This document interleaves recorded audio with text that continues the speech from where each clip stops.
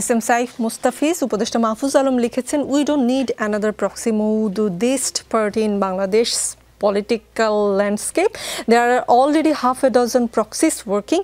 You won't add anything. Rather, redefine, reorganize and reclaim.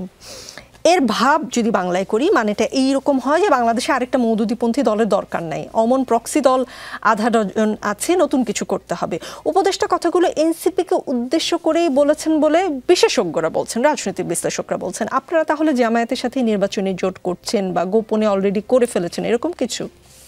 প্রথমে আপনাকে ধন্যবাদ জানাচ্ছি। আমার যারা বিজ্ঞ সমালোচক আছেন এবং যারা দেখছেন তাদেরকে শুভেচ্ছা জানিয়ে আমার বক্তব্য শুরু করছি। না, আমি আসলে মনে করি না আসলে মাহফুজ আলম আসলে এনসিপিকে নিয়ে কথাটি হয়তো বলেছে কিনা। তিনি সার্বিকভাবে তার ওপিনিয়ন তো প্রায় আমরা দেখি যে ফেসবুকে উনি দেন।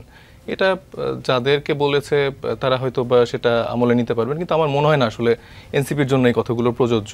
এবং আরেকটি কথা যেটা বললেন যে জামাতের সাথে আসলে নেগোসিয়েশন বা আলাদা জোটবদ্ধ আমরা করছি কিনা, সেটা একদমই না।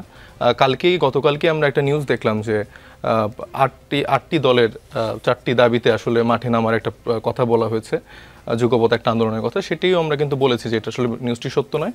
রাজনৈতিক মতাদর্শের জায়গা থেকে বিভিন্ন ইস্যুতে আমরা রাজনৈতিক দলগুলোর সাথে আলাপ আলোচনা করছি, সেখানে বিএনপিও ইনক্লুডেড, সবার সাথে আমরা করছি। আমরা যে ইস্যুগুলোতে জনগণের আকাঙ্ক্ষা নিয়ে আমরা কাজ করছি সেগুলো নিয়ে আমাদের প্রায়ই কথা হচ্ছে, প্রতিনিয়ত কথা হচ্ছে। কিন্তু এর মানে এই না যে আমাদের সাথে আমরা কোনো নেগোসিয়েশন করছি, যে আমাদের সাথে আমরা একতাবদ্ধ হয়ে কোনো জোটে যাচ্ছি, সেটাকে আমি ক্লিয়ার করতে চাই। জি সাইফ, আপনারাও তো রাজনীতি নিয়ে খোঁজ খবর রাখেন, তিনি কাকে উদ্দেশ্য করে বলতে পারেন? অথবা তিনি তো আপনাদেরই সহযোদ্ধা, তাকে জিজ্ঞেস করেছিলেন যে কাকে উদ্দেশ্য করে তিনি বলেছেন? না, সে সুযোগটি আসলে হয়নি তাকে জিজ্ঞাসা করার। আমি আসলে বলতে পারছি না, আসলে এটা ওনার কৌতূহল হয়নি। না, আমার আসলে কৌতূহল হয়নি। জি।